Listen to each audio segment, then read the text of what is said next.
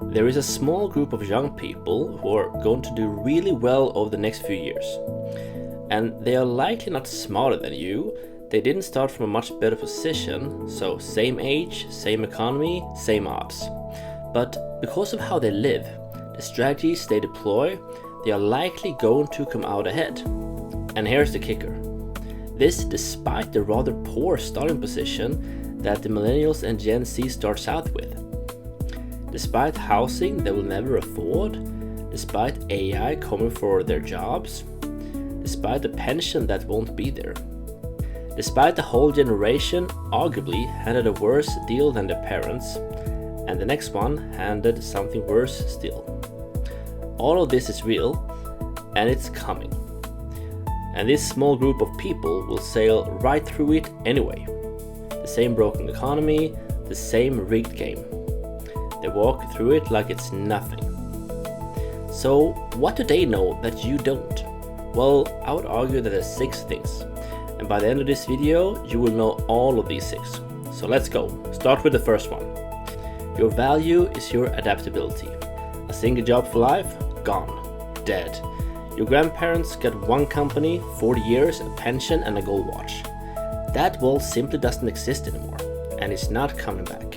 And honestly, good, because here's the rule that runs everything from here on out. In business it goes something like this.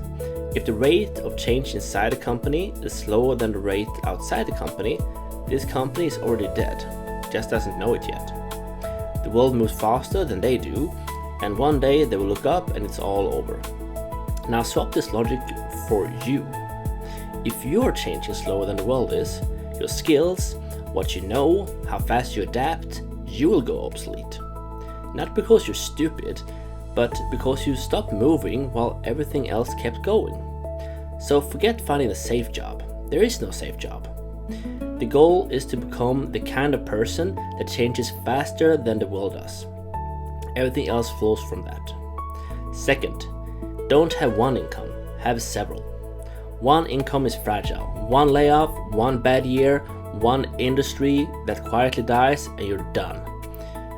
One leg of the stool, snap, and you're on the floor. So grow more legs. Have a main job, have side thing, a channel, some shifts, freelance the skills you already have, flip a hobby into a few €100 a month, and none of these has to be huge. But here's the move that people miss. Treat them as dials, not switches. Something started working, a channel pops, a freelance gig stacks up, well, ramp it up.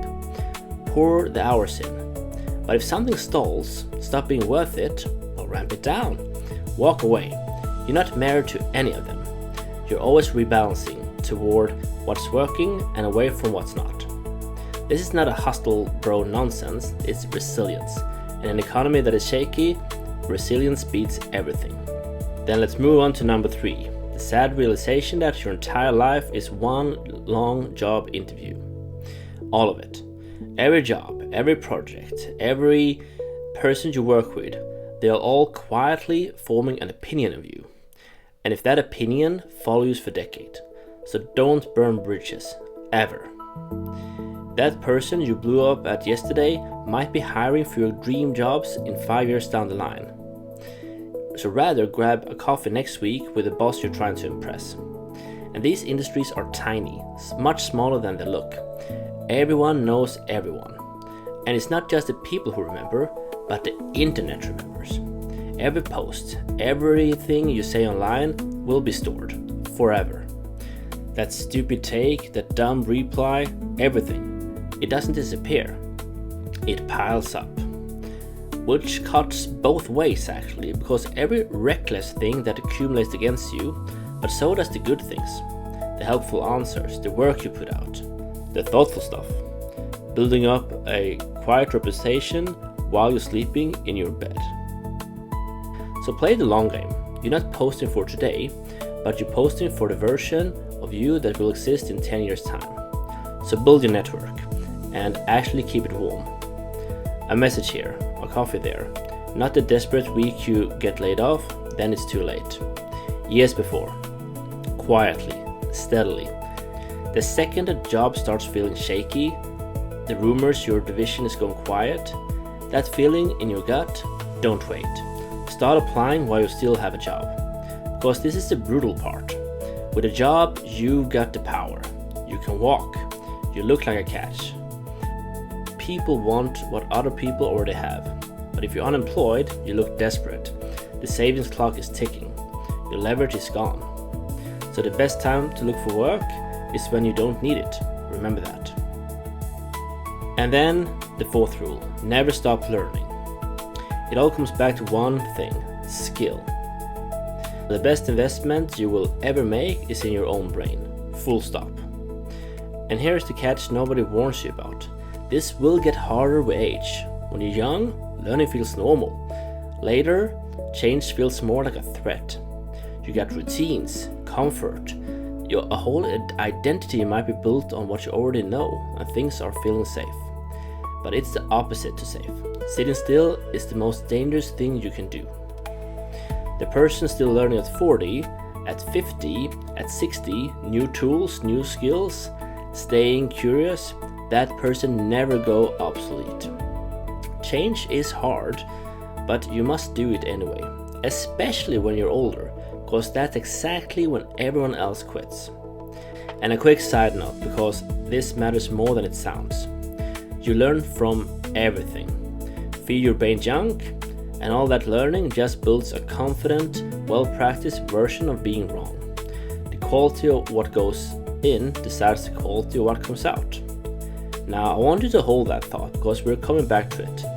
It is bigger than this whole video. Now it's time for number 5, the trap. The fastest way to lose everything we just talked about. Debt. Debt changes you to a paycheck. Owe enough and you simply can't take that risky but amazing job.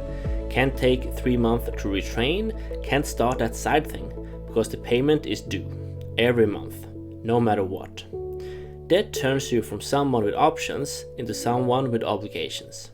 That's the whole game, and it's rigged against you. So for university, same rule. A degree can be worth it, but going tenths of thousands into a hole for a piece of paper with no payoff in the ends is one of the worst moves a young person can make. So ask first, what does this actually let me earn or do that I couldn't otherwise? If no good answer, don't sign. And then the big one, housing. Do not, and I say do not, buy into a bubble that is about to pop. When everyone else swears that prices can only go up, when people are panic buying so they don't miss out, when the numbers stop making sense at all, this is not your moment to leverage yourself to your eyeballs. Sometimes the smartest move is simply just to wait. Stay liquid, stay flexible, wait. A house you can't afford isn't an asset, it's a cage with a mortgage. And the same goes for chasing bubbles in general. Crypto, meme stocks, whatever is the flavor of the month. And of course, you can get insanely rich riding one of these. It does happen, but timing is brutally hard and almost nobody does it twice. And here's the part that will get you. You will only hear about the winners. The guy who got 100x'd, the friend who brought in early.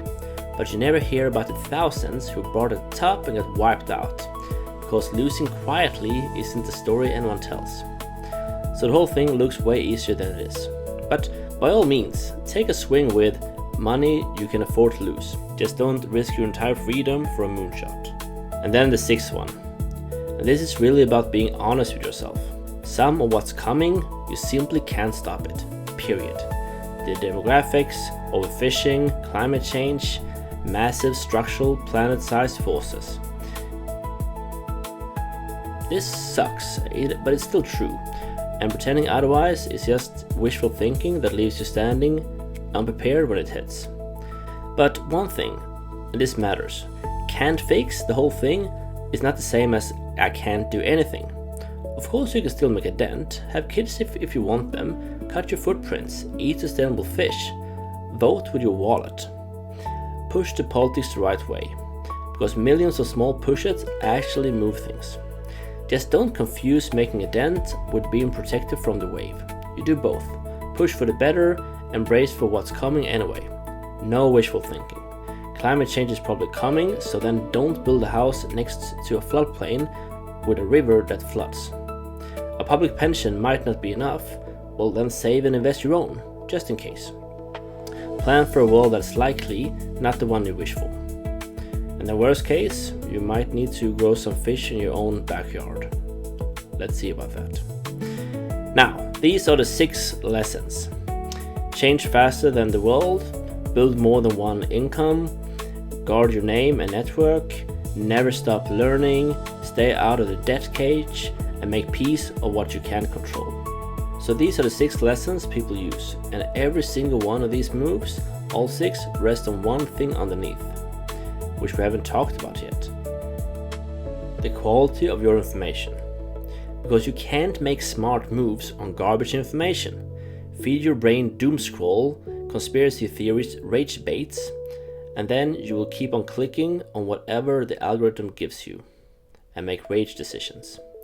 Garbage in, garbage out. The most underrated skill from the coming century will not be coding, it will not be investing. It will be to control what is going into your brain. And in our upcoming video, that's the whole thing. Because managing your information diet isn't just one of the things on this list. I'm going to make the case that this is the most single important thing you can do in your entire life. Everything else, the money, the skills, the choices, all flow downstream of this whole thing. So that's next, and you don't want to miss it. So in essence, you're actually not screwed. You just get handed a harder game than the people before you. So learn the rules, build the resilience, and protect your freedom. See you in the next upcoming video.